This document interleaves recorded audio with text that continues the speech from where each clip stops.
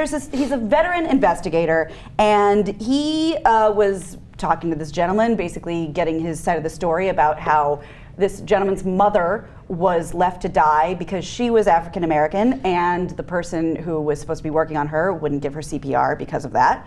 So he's getting all of this information and getting the full story from him, and then all of a sudden starts asking him a lot of crazy questions.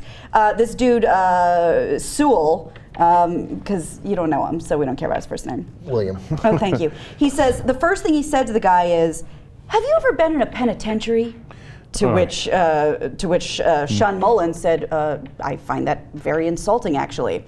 Then the guy launched into a story about how they used to, he has ancestors from that part of town that were part of a lynch mob, and they lynched a young black man, and they skinned him.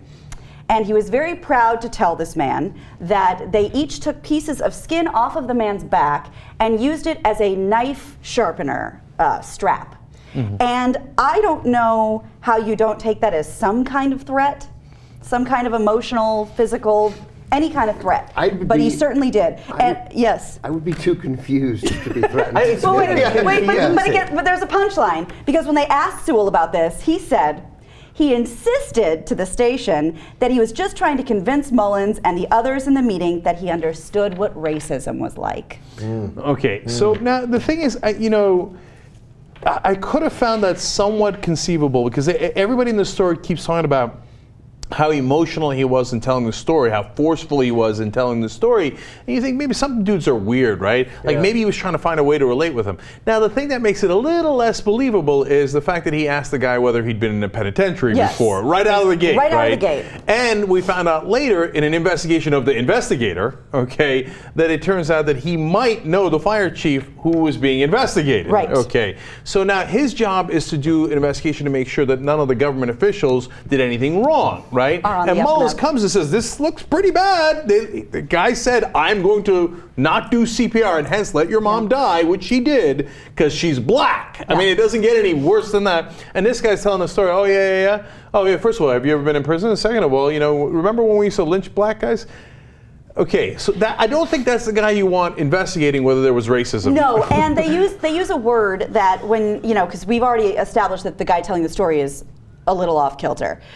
Shun Mullins, who was the one saying this dude threatened and offended me, said that the guy got a little excited when he was telling this lynching story. So maybe there's another element to this, an even crazier sub-element to this. In the beginning, he was telling the guy, I still have that from the lynching in 1896, right? That's been passed down throughout my family. And then when they said, "What the fuck were you saying to this guy? Are you insane or whatever?" And he's like, "Oh, no, it's okay. I went back and looked and I couldn't find the skin, so it's okay." It's got lost somewhere along the way. Okay, then not guilty. It's like trying to find a strap in the middle of a white sheet stack. It's almost impossible. Right. That's right, yeah. It's so dark and insane. Yeah. The whole thing is just... Yeah. But the reason why I found this story so powerful, other than unbelievable racism that you see still active, alive and well, and applied to people. I mean, forget what happened to Mullins himself, which is unbelievable and outrageous. They let his mom die because she was black, and they would refuse to do CPR. And she died because of that, and right? that's not the main part of the story. Right, that's amazing. So, but it's so powerful because it reminds me of when I learned about lynchings for the first time. You read it in the history books. Oh, there's lynchings and they hang people, etc. There's lynch bombs, but they don't tell you the full story. And I was at a really small civil rights museum in Alabama, and this is really, I mean, if you're uncomfortable, just a warning here of how they used to do the lynchings, right? But it gives you a sense of the terror that African Americans must have lived in back then, right? Because, and of course the lynchings could have been for the most minor thing, looking at a white woman the wrong way and saying the wrong words to a white guy, whatever, right? So there'd be the hanging, but there would also be the burning, and there would also be the cutting of the genitals, and then putting that in certain places. And this is, of course, when they were alive, before they hung and hanged them and burned them, etc. So those are horrible forms of torture. But the two things that got me the most was, people would have a picnic around the lynching. Yeah. And that's what this guy's referring to, right? So it's real. I mean, it's a social event. Yeah, it was, and they would bring their kids, okay?